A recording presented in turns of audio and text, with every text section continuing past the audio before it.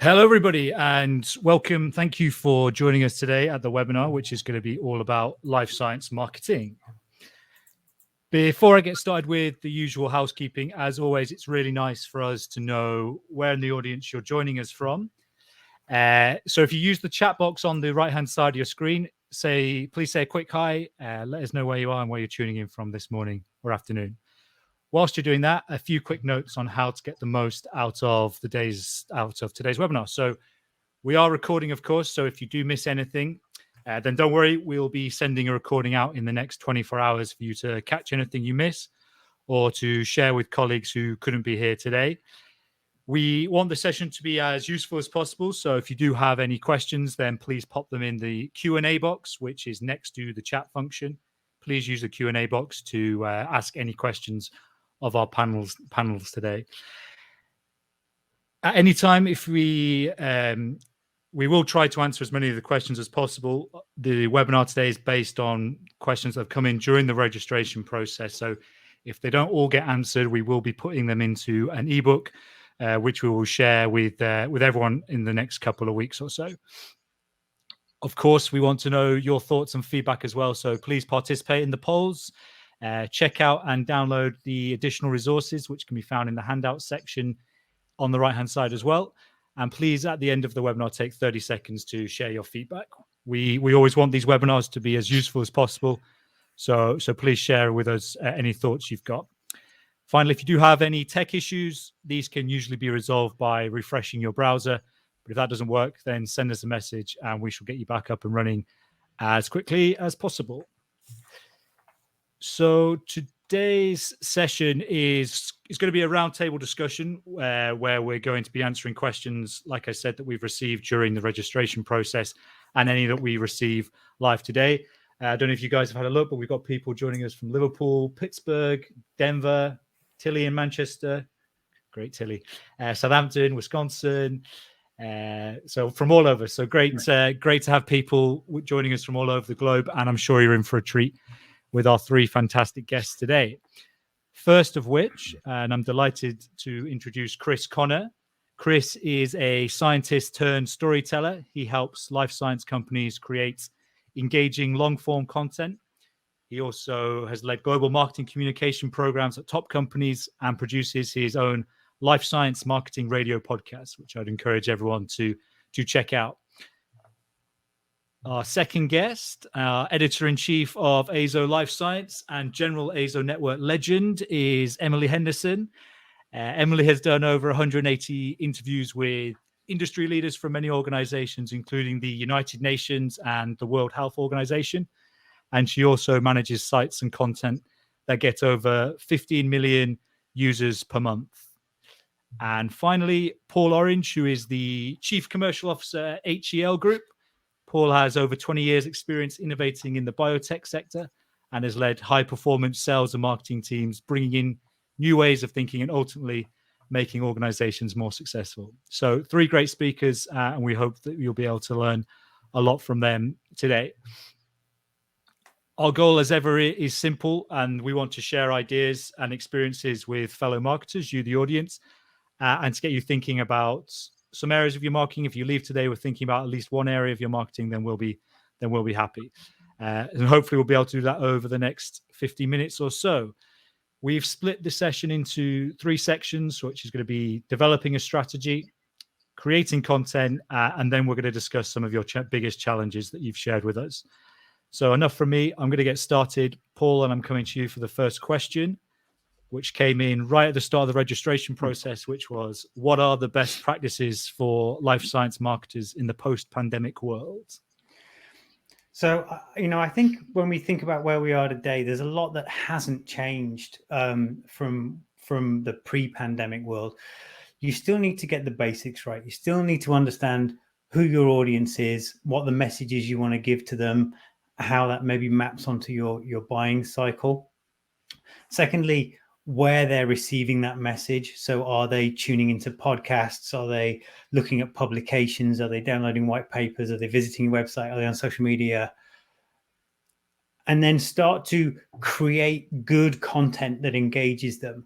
I am a huge believer in sort of utility marketing. So anybody who's familiar with Jay Bear, I mean, his whole approach on, making sure that you're giving people useful information that helps them solve their problems, or gives them solutions to the things that they're facing on a day-to-day basis. I think if you start along those lines, you can't go far wrong. And then you just need to figure out what's happening in the different geographies you serve in terms of, our physical events coming back, and what are the different channels. Again, something that hasn't changed pre-pandemic to post-pandemic. If you're, marketing in China, there are certain platforms that you need to be on there that don't resonate in other parts of the world, and you really need to understand that. I think that's probably where I would start, and get going from there. Absolutely. Emily, we've had a question that came in about the different customer bases. So this specifically was about Generation Z or Generation Z. So how can we market in the life sciences to this particular segmentation of the market? Yeah, I think it's really interesting, the different audiences you can kind of attract nowadays, especially across the scientific platforms. But I'd say for Gen Z particularly, I'd say start with a marketing, like a mobile first strategy. Start with mobile all the time. Make sure your content on mobile is optimized. So like the videos are optimized for mobile, your content's optimized. Because a lot of the time there is a smaller screens, and having an easy to navigate website on a mobile device will really help people keep people engaged a lot of the time. With young people as well, especially Gen Z people, there'll be a lot of people that come in from university. You've got research and you've got students.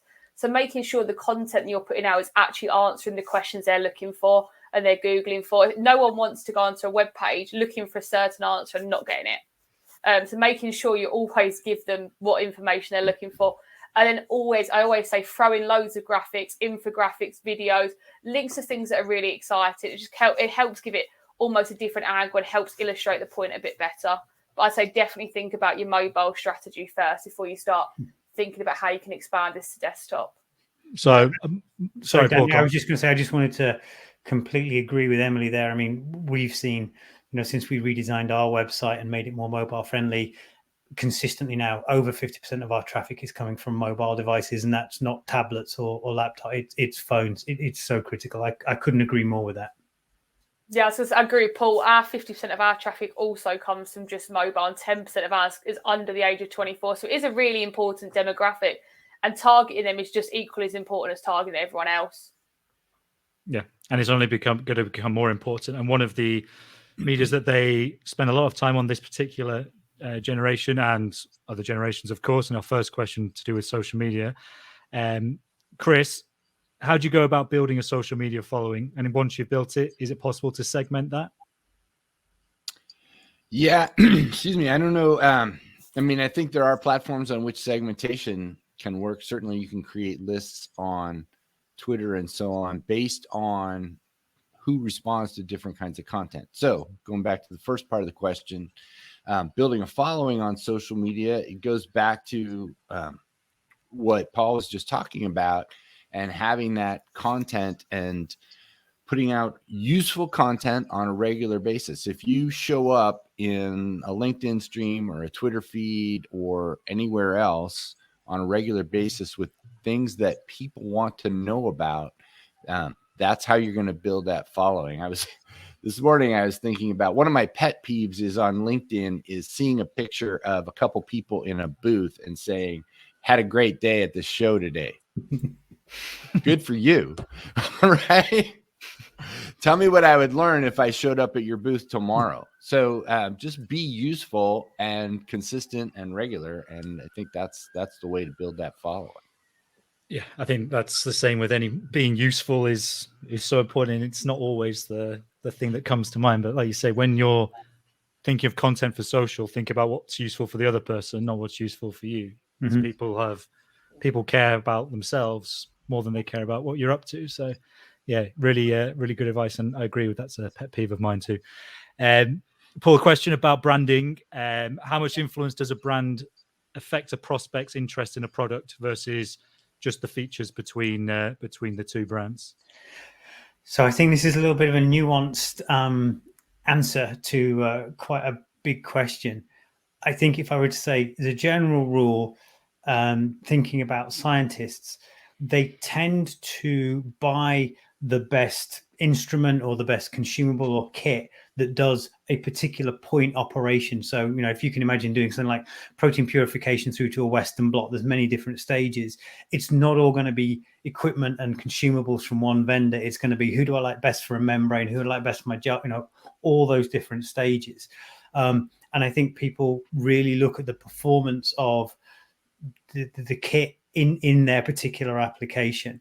So I think brand matters to a certain extent, because, you know, like with everything we do in our personal lives, you'll have those top 2 or 3 companies in top of mind. If you're starting something new, I will go and investigate company X as a potential vendor for this, or you come across them if you're trying to find a way to solve your problem, and it might make that difference. So, you know, I kind of want to say, don't ignore your brand, because your brand does matter.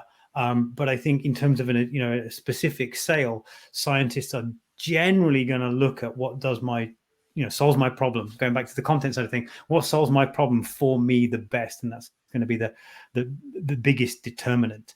I know there will be people on the other end of the camera going, "You idiot, Paul! This makes a huge difference." And I can point to examples I've had in my professional career where absolutely you get people who are, we are a house for vendor X because we love them and we'll buy anything that comes out. And of course, you don't want to miss out on that.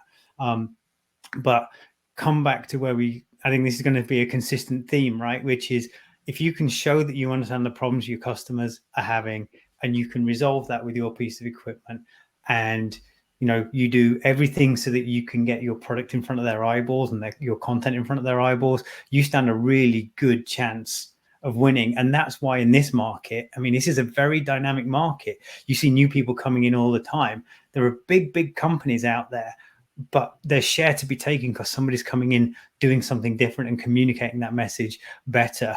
And if you want an easy example, I think of a company that's coming in, and has used their brand effectively and has, disrupted a little bit in the markets they've come in, I would look at the Unchained Labs, story. They kind of came out of nowhere, had a very funky message, not the typical kind of life sciences message.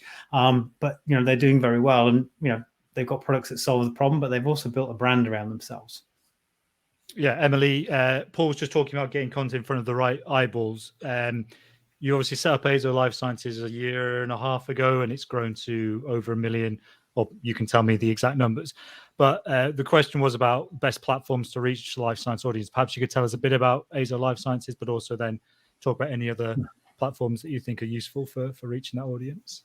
Yeah, I think there's a lot of great platforms. Azo Life Sciences was launched predominantly because there's such a big need for life science content. It's such a big, diverse area of science. A lot of people think of life science and think of just a lab, or they'll think about just a piece of equipment, or they'll think of a microscope. It seems to be the classic response if you ask anyone. But it's so much more varied than that. It covers so much, whether it be from agriculture to food, whether it be to antibodies, whether it goes into COVID. There's so much that it applies to it. I think people just don't understand that a lot of the time. And we wanted that main reason for Azo Life Sciences is to try and reach an audience because we knew there was a need for it. I think when you're looking for a best platform, I think a lot of the time you just need to look at what kind of audience you want to reach, know where you want to start, and be consistent with that idea. Once you've got an idea of what kind of target you want to reach, what kind of content you want to get out there, how you want to go about this, being consistent with that message is only going to help A, with brand awareness, and B, with the SEO as well. Performing well on Google, it takes consistency. No one does get it right first time. I know we were talking about yesterday, no one does get things right first time, but just being consistent with what you're trying to achieve as well. And then just picking the best platform that works. See if you're looking for equipment manufacturer, if you're looking to promote interviews, webinars, podcasts, using the best platform and using it to your advantage. Yeah, no one does get it right first time. And I think sometimes there's a big, there's this idea that something has to be perfect before you get it out there, whereas you'll learn a lot more by getting it out there, seeing what the feedback is and taking that feedback to make your offering better. I don't know if you guys think would agree with that. Yeah, I agree. I think we overestimate the risk of putting up something that's not perfect and having people go, "Oh, they're idiots, so I'm never going to look at them again." They don't think about you as much as you do, right? I mean, you put out something better the next time, it'll work. Yeah. I agree completely with that. And I think as long as you've got sound technical basis in what you're saying, so people aren't really going to pick holes. Yeah, I wish I'd done that way more often in my career and got stuff out and learned earlier. Yeah, it's very Yeah. no one's going to care about it as much as you. So get it out there and see what the response is. We've actually had a great question come in from Owen about social media just before we move on to the next question. It's about the emotional angle. So he's saying utility of information is great, but on social media especially, the greatest attention seems to be won by content that evokes an emotional response. Has anyone got any thoughts on that? I mean, I've maybe got a couple of thoughts, and they're not inherently related. So one is a lot of marketing that works is just something that's different, right? I mean, it captures you and it's not the same old. So I think, if you've got an emotional response, it's probably triggering something a little bit different. And then the second thing is, I think good companies are also afraid to challenge the perceived wisdom in the industry, and I think sometimes you see these posts. I mean, social media is great for this. Like you see a post, we think that, technique X is outdated. Do you agree or not?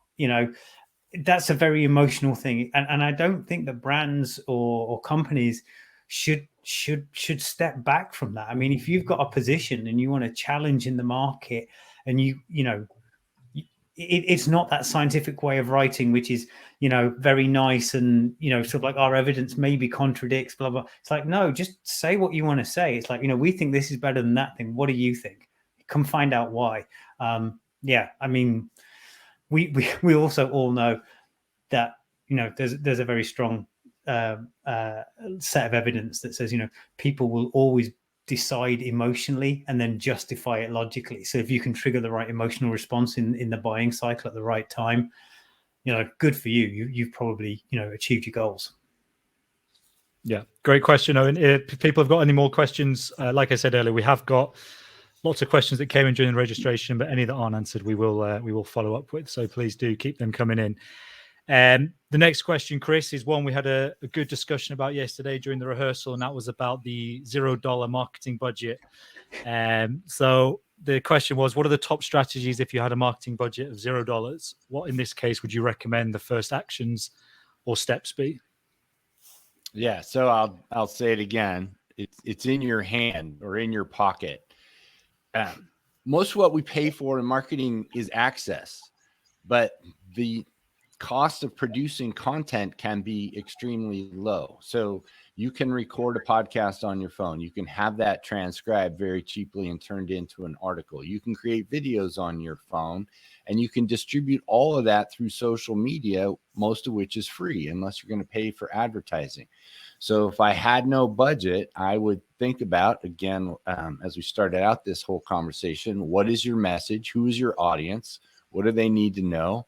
And start creating content around that solves their problems and put it out on social. I mean, the big part of your budget, everybody's budget before now, was trade shows, right? I remember, complaining that we're spending so much money. When I was marketing director, I'd go into these shows. Now you have an opportunity. The playing field's kind of leveled, but you're really paying for space on a floor, but you still have to have content, whether you go to a show or not. So I would focus on content, think about how you can get it distributed broadly for as little dollars as possible. And then you're down to, maybe some design fees, some editing, that sort of thing. Yeah. I'd agree with Chris. And I'd also say, if you're literally on a $0, and maybe you're starting out, you're in a new company or something, look at what data you've got. Who are you already working with? So I recorded a podcast this morning. Scientists really like to talk about their work, and quite selfishly, you get to talk to some amazing people who are doing some amazing stuff, right? And they will quite happily talk. Find those people who will talk well, who will, articulate how they're using your solution. And again, this kind of came up in our discussion the other day. If you then are promoting what you've produced, on the social media, it's easy. And I'm not a social media native, but remember stuff like tag them in, use the correct hashtags, because that'll get it found. And a lot of scientists these days, have big social media followings on certain platforms, or have enough of a social media following that, they'll retweet, hey, look, I was in this podcast, I did this video, application note, whatever that content is, and you start to get that sort of like wave of propagation. And going back to how important brand is, nothing in science marketing comes close to recommendation from a peer or another scientist in terms of a good sort of marketing message for your company. So yeah, I think Chris is dead right. We've all got that power in our hands. Yeah, I was going to say I'd jump on what Paul's saying. Social media is such an easy way to just get stuff out there. Like a lot of the time, World Days is a really good way. If you've already got content out there, jumping on things that are trending. World Days, there's a World Health Day coming up or a World Antibiotics Awareness Week. Jumping on the back of them, it's just a good way of getting yourself out there as well. I know we are coming on to brand awareness later, but another way of doing it is repurposing content. Like Chris said, it's so cheap to produce content a lot of the time. People just don't think, I've got this piece of content, what else can I do with the same piece of content? We'll have like a video interview that you can repurpose into a written interview that you can turn into graphics that you can use to support something else.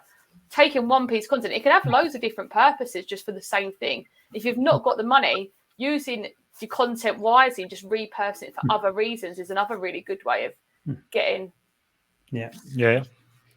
Can I tie this back to a previous question that went to Paul about the brand thing? So if you're a $0 budget and you're a small company, one of your advantages is to have a very clear story around your thing, because as big companies grow by acquisition, their brand gets diluted into we're making the world a better place, right?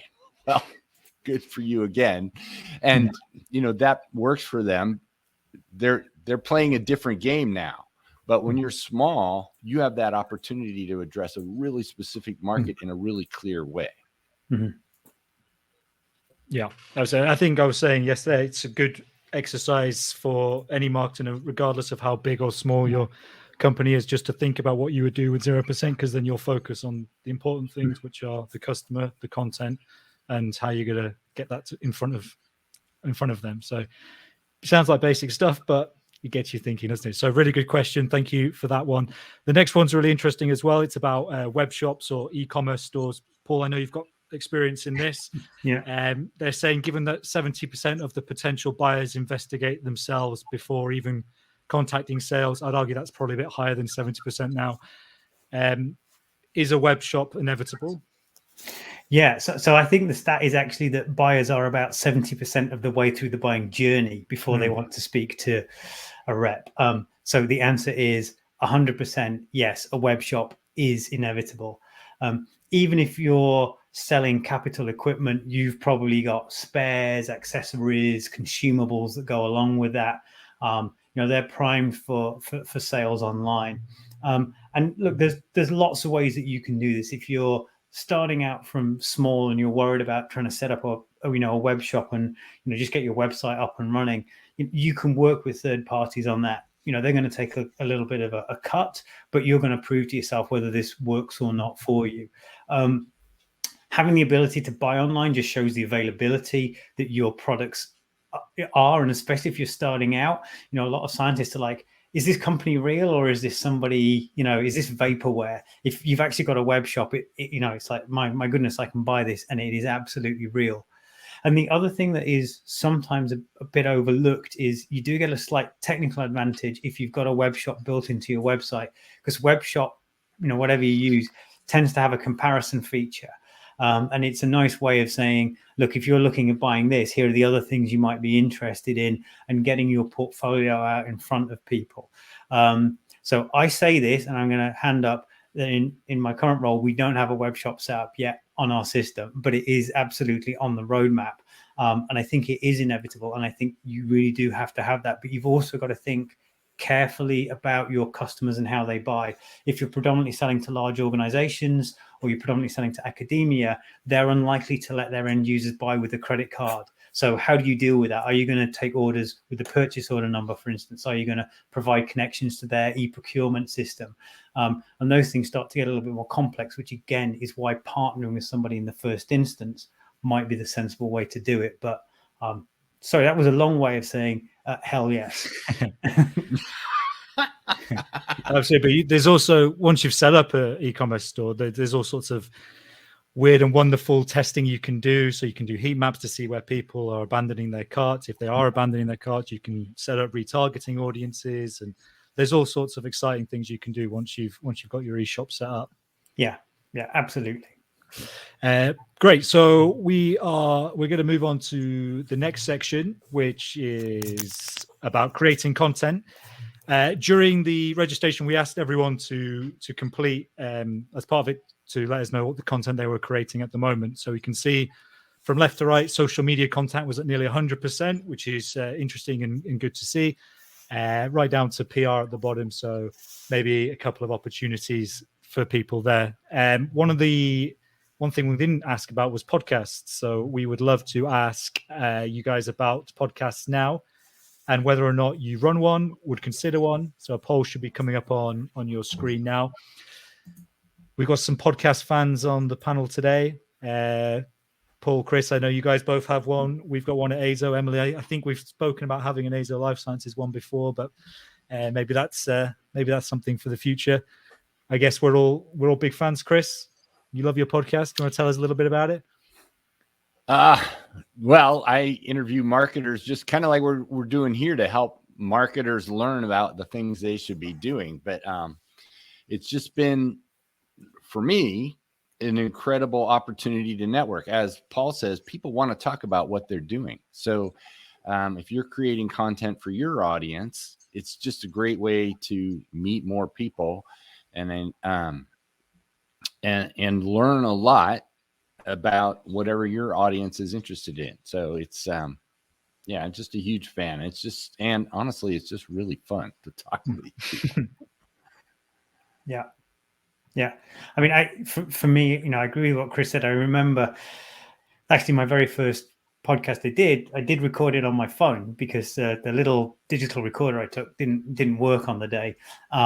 And it is easy to get started. We started by interviewing one of our existing customers, and actually at that time, we were talking about sponsoring them to go to a conference a bit. So, a little bit of give and take, they were willing to do that.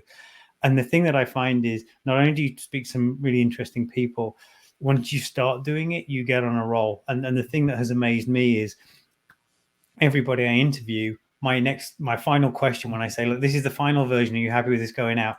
Last question is, oh, and by the way, who else do you think I should speak to? And when you get that recommendation and then you contact that next person, the response rate I get is, I'm not saying it's 100%, but it's pretty damn high. And you just kind of then end up on this role of, it's not that difficult to find people. I can keep going. Whether if you were lucky enough to record is to visit in person, you use your phone, but Zoom is free. It gives you great quality audio. There are other tools. Chris, you introduced me to Zencaster. There's a free version of that. That's professional. And as you said, the editing software comes in pretty much installed on any electronic device you buy today.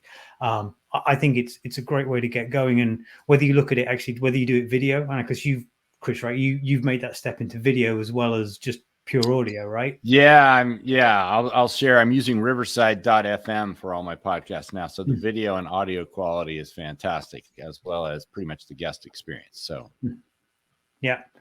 So I think there's an opportunity there, as I think, Danny, you did to promote this, right? Little clips of video could be very engaging content, especially in social media. I think, they're the things that stop me scrolling just to see what happens, even if it's just for a second. And even just use that on the promotional side. I'm a huge fan. And again, comes back to, talking about you as a company or your product. You're talking to a customer or a scientist about what they do, and that's interesting to your audience way more than, hey, come and listen to us talk about us. Yeah.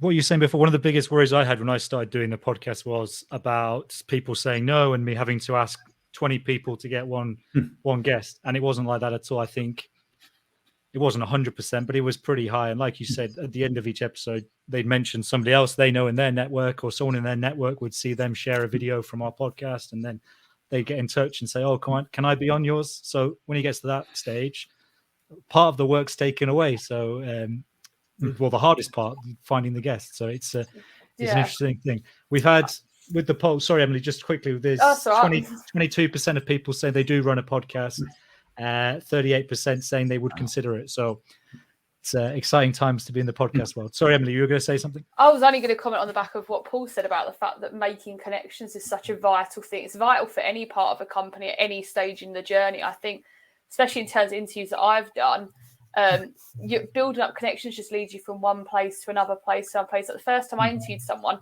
if they've had a good experience and they've really enjoyed how you've communicated, you've been professional, they found it really interesting, they've got good views from it, they are going to go to someone when you reach out to someone else, oh, I've heard your name. Yeah, I'm happy to. It does make that whole process. But I think building up connections, regardless of what part in the journey you are, whether you're a startup company or not, I wouldn't have been able to interview some of the people I have in my few years in my role without building up connections and passing on good recommendations through people. So I do think, like Paul said, it's really, really important. Yeah, absolutely.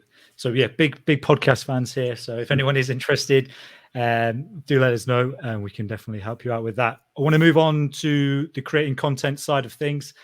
Emily, the first question was for you, and it's what types of content do you see generate the most leads for life science businesses?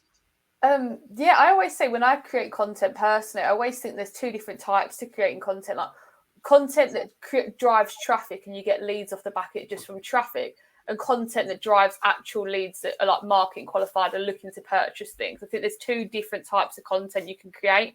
And it's almost like, but on average, commercially focused content will tend to perform better for leads because obviously you are giving a strict purpose, you are providing a piece of equipment, you might be linking it to a company's website. They perform a lot better than just general content.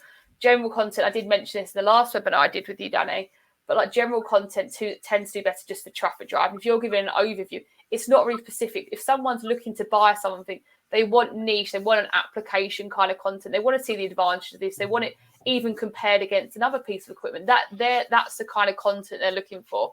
Commercially focused content, new technology, as opposed to just probably more broad general overview content, I find just tends to drive a lot more traffic than leads, if that makes sense. I don't know, Paul, in your experience, whether you've felt differently. Yeah, I mean, I think I would kind of say like the stuff that gets more targeted is usually actually used when somebody's in that sales process. I think you're looking to, with some of that general stuff, it's what I was saying before about like that brand building. So you've got that like top 3 instant recognition in people's heads. And then the other part of that is that if you sort of, which is something I think about a lot, is the entire journey, like marketing and sales as a continuum. There's lots of research that talks about not only solving the problem that the customer has, but actually the step before that is saying to the customer, actually, there's a problem you don't know you have, which is X. And by the way, I can provide a solution to that. And companies that are really good at that, actually their sales process is a lot easier even then than company number 2 that comes in at the point where the customer says, oh, I've been told I have this, this potential issue and I'm looking for a solution. They don't win as often. So I think some of that general stuff as well can be talking about trends in the industry. There's a real problem with contamination of blah, blah, blah in this kind of process, and you probably don't even know you have it. You read that, you might want to then go and investigate, and they may not get back to you directly, and it might be one of their team that gets back to you. But stuff like that is so important if you get it right. Yeah, which is the absolute key. Chris, there was another question about podcasting, which will be relevant to the 40% who said they would consider one. And that was, how do you convince clients to take that leap into advertising with alternative media? Or how do you convince C-suite executives or other stakeholders in the company to take the leap into alternative media like podcasting? Well, first of all, I mean, podcasting, as we've already talked about, relatively inexpensive to produce. It's an opportunity to produce content over the long haul, so regular engagement with your potential audience. And then, and that's really it. I mean, I think it's the long game. I think I'm a big fan of playing the long game. The best time to plant a tree was 20 years ago. The second best time is now. And I'm usually looking at it from my perspective as, brand awareness. So for small companies that are unknown or big companies that want to deliver a message and maybe build a deeper relationship with their customers, I think that's a podcast or regular content in some form is a great way to do that. And then the other little bit of magic, there's something magical you all know now as podcasters about listening to that conversation. It's different than a video. First of all, you don't have to have it in front of you. You can, but listening to two people talk is way different than any other thing. You feel like you're there. You feel like you know these people. I've had this happen to me. I've had someone come up to me at a trade show who's only heard me on a podcast and somehow knew who I was and felt like they knew me, right? So there's something you get from that it's hard to get in any other medium. Yeah, absolutely. Paul, I'm going to merge two questions together because I'm a bit conscious of time. This one was, what is the best digital content and the best channel to reach unknown targets? And the second one was to do with print advertising, and is there still worth spending money on that? So I don't know if you could merge your answers to those two questions. Yeah, so on the print side of things, I'm going to admit I've always been very skeptic on the value of print advertising for lead generation. I think it does do that brand building. It's that general awareness stuff. But I think the way I look at it today is I'm not paying for the dead tree advert. I'm paying for the online version of that hits 20,000 inboxes on a regular basis if we do that. Because quite frankly, as far as I'm concerned, if it isn't trackable, it didn't have an impact. I need to be able to see that. That's where I'm at with my company at the moment. But I don't see it going away. But I think, people who are offering print advertising need to think about what that total package is and what they're offering to the vendors. And then, the best digital content and the best channel for unknown targets. Think about who you're trying to go back to where I started. Who is your target audience? What are you trying to say to them? And then think about where they might be, and then start running experiments. Emily, from the sounds of things, you've got very detailed demographic information on all of your sort of electronic media outreach. That's very easy to do with, Google Analytics, which is basically free, right? So as we were saying before, start and try. We've seen, not where I work now, but in a previous company, we had this belief, Facebook is not an area where we want to advertise. But actually, for certain parts of the portfolio, we found we got a good response. You're having people having conversations with each other, and it worked. But it worked for that certain part of the portfolio. So if you're a small company with quite a focused product range, you may actually be able to nail it down and say, okay, so it's Twitter and Pinterest, and that's where I'm going to be, and that's it. But if you're slightly bigger, you may need to look at, the audience for this type of product is over here, and the people like that are over there.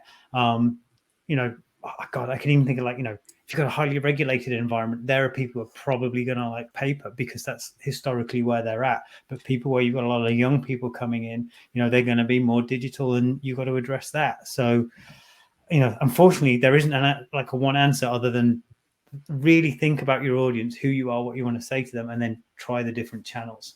Yeah, I agree, Paul, there. I think, especially, I'd say social media works well if you can use it to your advantage. For instance, I'll just use our company as an example. News stories tend to perform better on social media, where they can gain that traction, they can get people bouncing off each other, commenting, getting that opinions. Whereas if you're looking for more of a commercial, trying to target an actual audience that's really interesting, really quite specific, newsletters and things are probably the way to go, where they are being sent to a specific audience. Where they're going, the people are interested in that. If you're publishing on a social media page of hundreds upon thousands of people that are just general interested people in science, not all of them are going to click through. You have to tailor, like Paul said, you have to tailor almost that content to where it's going to do best, and use that to your advantage. Yeah, completely. I think the worst thing you can do is spray and pray. Doesn't matter how big your database is. If you're not talking to people who are interested in what you're saying, and I think it also we've seen this. I started off when I joined my current company, we had a fairly unsegmented database, so we sent out generic newsletters.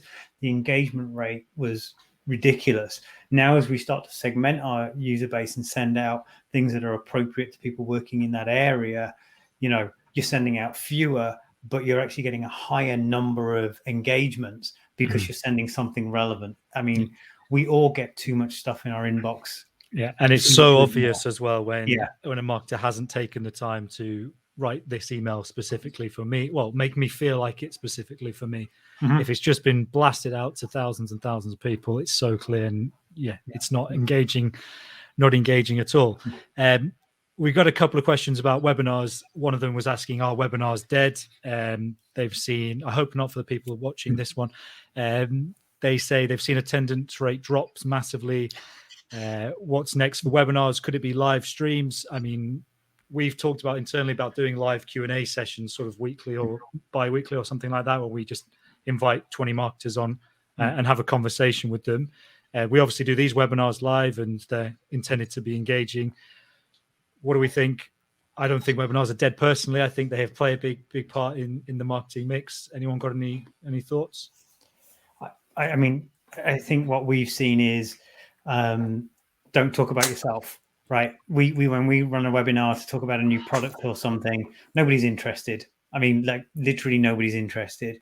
However, if we get a bunch of experts around, have a live discussion with a Q&A, you know, we get good engagement rates. People are joining, staying to the end. I know there's a question somebody asked about how long should they be. An hour is I think is your magic window. That's a part of it. But going back, customers want to hear from other customers or people working in that field. They don't want to hear from you, because guess what you're going to say about your product? You're going to say it's really, really great, aren't you? Because that's what you're there to do. If instead you're talking about the application and it just happens to drop in that people use your kit, you know, I think that does a lot. So for us, that's where we'll be targeting webinars. And certainly we've been talking about some things more like Q&A sessions, but then they feel almost like a series where, you know, you do some stuff that's more presenting, and then you may end up at the end of that with right, we've been through this, you know, what questions do people have? But we're not executing them yet, but we're thinking along those lines. Yeah, you can also, with your webinars, if you do want to talk about your product, you can make it very clear in your advertising that this webinar is going to be basically a demonstration, and only send that out to people who have shown some intent about making a purchase. If your general webinar series is all about you and your products, people aren't going to attend and people are going to drop off. People want to learn, people want to hear from others. But then if you want to use a smaller or shorter demo style, then that has its place. You just got to be clever in how you work it all out.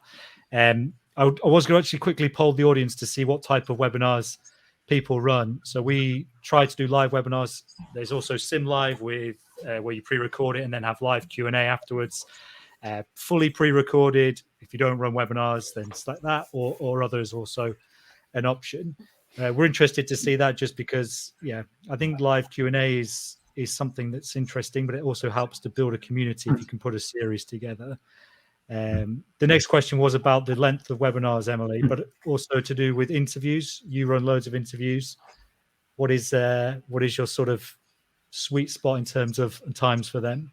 Yeah, I'm completely agreeing, Paul. Less than an hour. I think we've come quite accustomed to be lazy because we know what we can do with our time. We know how productive and how to spend it. So if someone's getting disengaged or not interested, they're just going to click off it and come and watch it later. They're going to log on. They're going to watch it on demand. You have to really be engaging to keep people wanting to sit for an hour of their spare time when they've got other things they probably want to be doing. So I'd say under an hour. Interviews, I'd say you need a variety of questions and probably would be about half an hour to 45 minutes. But I say a lot of the time with webinars, coming to what Paul said as well, a lot of the time with webinars and interviews, they want to get a different perspective. They sign up because this is information they can't just Google. If you're doing a webinar or an interview, let's say, and it's just on someone's research, what did you do? How did you discover this? What were your results? They could find that on the press release or the journal. They're not going to tune in and listen to and watch a webinar when they're just discussing something they could just do a 5-minute Google search on. So people sign up to webinars and interviews and read them because they want that different perspective. They want that inside knowledge. They want a bit of personal touch to it. They want to feel like they're getting what they come for, like a different, they could go like, oh, I didn't think of it like that. What was their purpose? What was the greater implications of this research? They're the kind of questions people come for, rather than you just stating fact after fact that they could Google. So I think, keep them under an hour and give them information they can't just necessarily Google, and speak to people about that. Yeah, and I think I said this yesterday, but if you can give people 5 minutes back, so if you've booked out an hour of their diary, try and finish in 55 minutes so they can time to grab another coffee before their next meeting. And with that thought in mind, I'm going to move on to the final section, which is going to be about some of your biggest challenges that you've experienced. The first one, Chris, I'm going to come to you. Is like, how do other companies get scientists? So I'm going to start that again. How do other companies persuade scientists to give their time for an application or case study? They're saying that they offer charity donations or offer to write something from a phone call to make it as easy as possible for them, but they're often getting ghosted. Any thoughts or ideas for that person? Yeah, I think, Emily and Paul have touched on this. You got to give something back to them for their time. So first of all, good on you for making it easy for them. An interview call, something like that is definitely the right approach. Whether it's your own scientists or scientists outside your company, no one wants to have to sit down and write something for you, right? You're going to take that burden on yourself. So you just want to be able to ask them questions and get it back. But to get someone outside your company, I'm not sure that the charity donation is probably motivating enough. Like, how can you get them exposure? Most scientists want to be known. It's good for them, whether they're in academia or in industry. And so if you can say, we're going to promote this, we're going to give you exposure for your work, that's the thing that they're going to want. So if you can, again, go back to having them on a web or a podcast and then turn that an application, I think that's your best strategy. But yeah, make it easy and give them something back. Yeah, absolutely. Make it as easy as possible. And I think I definitely agree with that. Paul, what do you think? Yeah, it's a couple of other things I'd throw in, and just on building on what Chris said. First thing is, think of the right time to ask them. Get your sales guys involved. If you're giving a discount, this is a great, what do you get back as the company for this? So yeah, we'll give you a discount, but you're going to give us an application note. And you can only ask that at the point of negotiation. You cannot go back once you've got the order. I'm sorry, it's just human nature. The other thing that we've found has been useful is when some of our customers who we're sort of friendly with let us know that they've got a publication coming down the pipe, we sort of say, oh, do you mind if we then rewrite that as a case study or as an application note? So it's no hassle for them. We obviously make sure we're not running into any copyright issues, but essentially we take their published work and rewrite it. It just makes it easy. A point on the question and making it easy is, if somebody is willing to record something, so again, you could almost like it like an interview, record the call, record the Zoom, whatever it is. There are services out there that for very little money will take an audio or video file and just give you a transcript. So it's not even as if you've got to sit there and listen to like an hour of conversation and spend a day transcribing it. For less than $100, you can get an hour of text. You can get an hour of conversation transcribed, pretty high quality. So those are all real practical things you can do. But if you're getting ghosted, you got to build the relationships up. Got to take somebody to coffee before you start dating. Absolutely. Emily, we spoke a bit about branding earlier on. This challenge that's come in is from someone who's saying, how do you get your brand to stand out when you're just starting off? Any thoughts on that? I think it goes back to what we've all been saying, I think, the whole time. It's just making connections, building up your name within an industry. There's so many people you can reach out to, whether it be people in the industry, whether it be researchers, universities that do carry out this research. I think making them connections so you've got that base when you do launch, that you have got them connections in place. I think sometimes maybe looking at competitor websites, see what they're doing differently to what you are. Where's there a gap in the market? Where can you fit in this market? What makes you stand out differently to everyone else? I think so. Another big thing I say is that expert authority and trust, EATs of websites, I think is massively important, especially in like COVID times. And I think moving forward, the miscommunication of information has been such a hoo-ha in the news over the last year. I think showing that you are an authoritative website, you have got expertise in the industry, whether it's people that work on your review board, whether it's people that actually work for the company, whether it's writers that you have, having that sense of expertise and showing people that you do know what you're talking about, and we have got experience in this industry, will help set you apart. I mean, we were quite lucky when we did launch Hazel Life Science. We have come off an existing brand. So whether you are launching from a brand that's already there is that option as well. But I think just providing genuine information, really building up a following on social media and connecting with people is the best way to start off, and producing content that people want. A lot of people just publish content and there's tens of thousands of other pieces of content that is very similar out on the market. Making content that people actually want to read and things that make people excited. If someone's got a genuine passion in industry, reach out to them and share content that you think they'd be interested in. There's no harm in just building your base around it and then going off the back of that. Yeah, and you'll be amazed at how many people are responsive to just being asked to do something. The final question from the registration ones, then we'll take a couple from the Q&A because we've had some good ones come in there. Paul is saying, how do you get across the importance of marketing to your science folks? What does it take to make marketing project a priority? So I'm assuming I'm speaking to an audience of primary marketers, and we all know that we don't just do the coloring in anymore, right? And marketing is a science these days. Emily, talking about like the statistics of what we see in website visits. I mean, that's just the tip of the iceberg.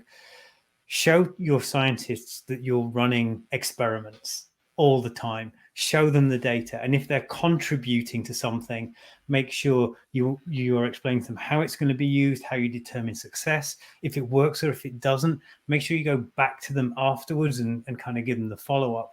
And if you're in a commercial organization, everybody's focused on, are we bringing the orders in? Are the things that indicate whether we're going to get orders moving in the right direction? Make sure you share that. And that has been like a key element of my role in my current company, which we're about 70 people worldwide, is just communicating internally. And one of my happiest days was when one of the production engineers, who are a very technical group, kind of grabbed me as I was walking past, because I sort of sent out my marketing report, and they said, good grief, you actually do quite a lot of science, don't you? It isn't just the coloring in. So I think, talk to people in their own language. It's very easy to forget to market internally as well as externally. It's a slightly different message, but I think it's important and engage people, because then they can get to do the fun stuff. I mean, I would love to have some of my technical folks, do podcast interviews, right? Because they'll probably be talking at a different level. There's just so much you can do there. But those are some of the things that I would start with. I think you just said on the last question, Emily, make connections with people. Don't forget to make them internally as well, right? Yeah. Just because you all work together doesn't necessarily mean you've got a good, relationship until you build that up. Yeah, absolutely. So we're saying internal marketing is the first thing to do with any campaign, and then you can market externally after that. A good question that came in, we were talking earlier about mobile first, and they've said, I understand the move towards mobile, but in general, we see that conversion from the mobile visitors is way lower than those who visit the website from a laptop, PC. Any tips there? I would just say to that is that people predominantly use their mobile for in the evenings researching. So if they're scrolling through content in the evenings, they're less likely to convert at that time, but they are likely to be engaging with it, getting aware of your brand, getting aware of what you're offering, but far more likely, especially if it's a high-end product, to be making their purchases from their work laptop or from their desk. So it's just getting that balance right. Any other thoughts from anyone? That was my reaction. And if you've got the ability to do any sort of like multi-touch point attribution through your tracking, you'll probably start to see that, where you do see the same person activities across different devices. Yeah, multi-touch point attributes. We could talk about that for hours, but we could. But there's only 7 minutes left. Yeah, and I did say we tried to give people 5 minutes back. Yeah. So just do this one question, and then we'll finish up. It's from Connor. He's asking, if webshop seems to be inevitable, how could CROs or solution-based life sciences companies use these? Just thinking what they could be doing where it's difficult to list a specific product and price due to them being specialized to the consumer need. So I suspect that if you look at your business really hard, there are probably common things you do, either processes or common custom pieces of work, and you can price some of those things up. So, you may end up in that situation needing to have a more complex web shop, which is almost like a request for quote, but that can give the customer a very quick indication of what a particular project is going to give them. I mean, if you're going to that kind of a an outlet, probably the interest, one of the questions you're interested in getting answered most quickly early on is generally, can you do this, and can you give me a rough idea of price? They're not going to sign anything at that point. So if your web shop is for what you want, it's going to cost you about X, that's maybe the way you deal with that. They're not going to necessarily sign the contracts online, but obviously that's much more sophisticated and probably requires a little bit more programming and thought than setting up a web shop to sell items. But that's an approach I would investigate straight out the gate. Yeah, absolutely. I did say that was going to be the last question, but one has just come in about how relevant is it to get your employees involved in social media? Do you think it's an essential for brand growth in social media? I would say absolutely yes.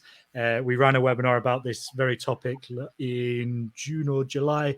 There's a link to that in the handout section, which you can find in the top right-hand corner. There's also details of 2 other webinars that we're running in the next couple of months, one on video marketing, one on the state of scientific marketing overall.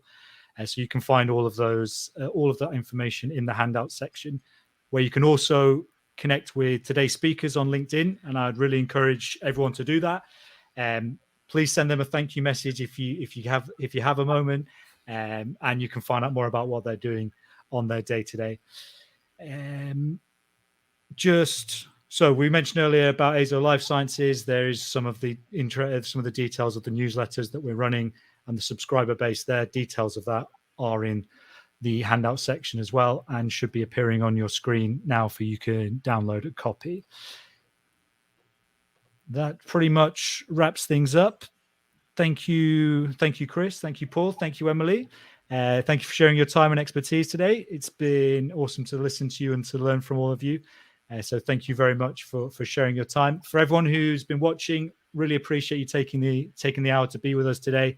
If you can spare 30 seconds to share any feedback once you've left the webinar, that's really helpful. Helps us to make these sessions as useful as possible for you, the audience, and to make us better at what we're delivering. So thank you for joining. Thanks to the 3 of you guys for talking to us today, and we'll see you all again very soon. Thanks, Danny.